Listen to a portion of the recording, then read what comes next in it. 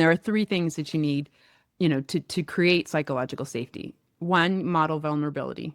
Two, be curious. And three, reward candor.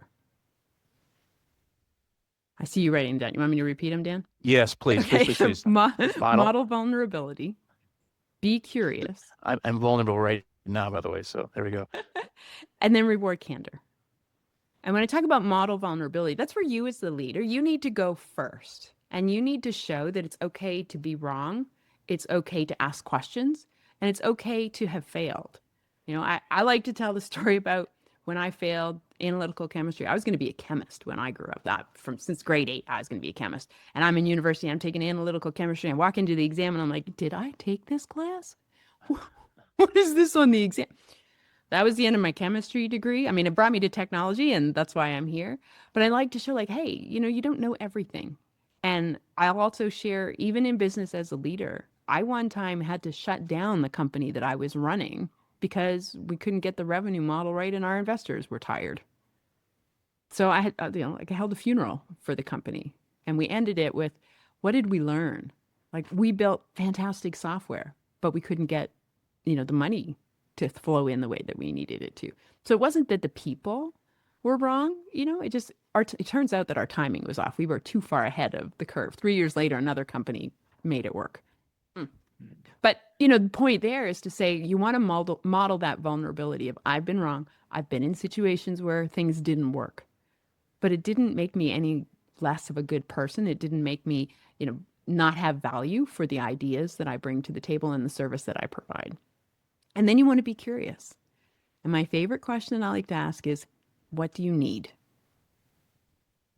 Right? And then one of my directors said, oh, what do you need to make this outcome possible? I thought that was a nice, good twist, right? When you think about what are, whether it's your KPIs that you're doing or the company's initiatives for the year, what do you need for this to be possible? And then you want to listen really carefully and not fix it immediately.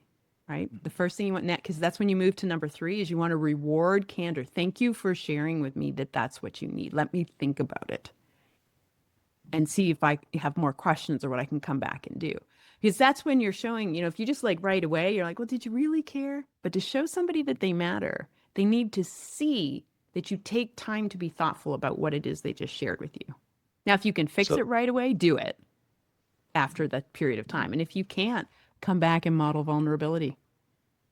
So repeat the process. Repeat. I think that's what I'm hearing from you. It's not just a one-time, because that's where people think it's the lip service. But if it's a continuous process again and again, then that moves into what you're calling the psychological safety piece. Right. It's that consistency, right, of repeating those 3 over and over again so that people do feel like you see them, you hear them, and that they matter because you're taking time to think about what it is they told you. You're thanking them for having been brave enough to tell you something that maybe you didn't really want to hear.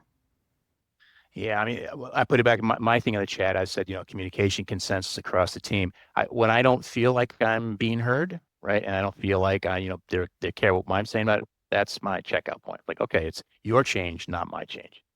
All right, so right. so let me so make you're sure. Not going to come back with other ideas at that point, too, right? To me, when you can do this consistently, the new ideas that come out are amazing. The energy level of your team is higher and their resilience is better.